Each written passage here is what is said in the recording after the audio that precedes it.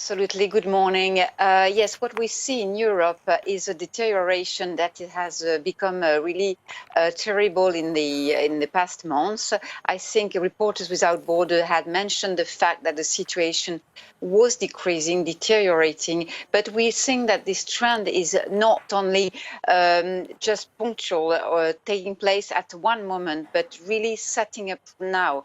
We've seen 3 murders within 18 months in the European Union, with one in Malta, another one in Slovakia, and a third one in Bulgaria in October.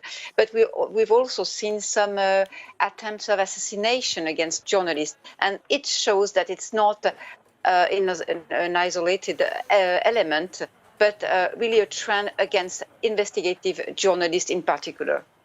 What about the actions of world leaders, politicians, when they're talking about journalists? I'm thinking particularly of Viktor Orban in Hungary, perhaps of Donald Trump and Jean-Luc Mélenchon, the French far-left leader, as well, saying that it's healthy and fair to hate journalists. How do their messages, particularly among the populists, feed into this?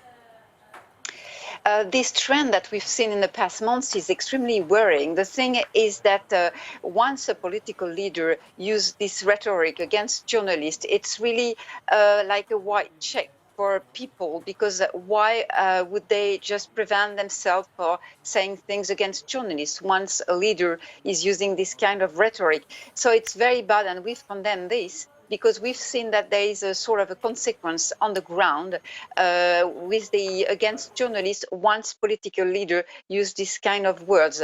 It's extremely obvious in Central Europe, of course in the US, but in Hungary, in Poland, also in the Czech Republic, in Slovakia, political leaders use these extremely violent words against journalists, and you could see like a consequence on the ground among the population.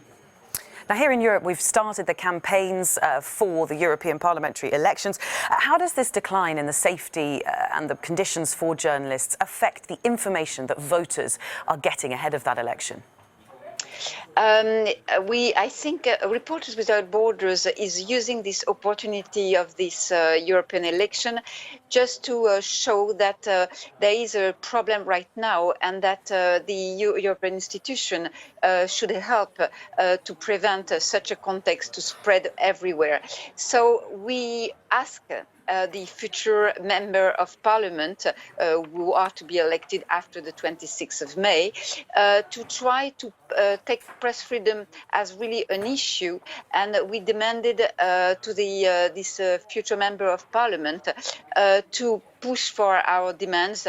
We would like counselor at the parliament, a special commissioner for press freedom, a person in charge of press freedom, especially able to react extremely quickly once something happens.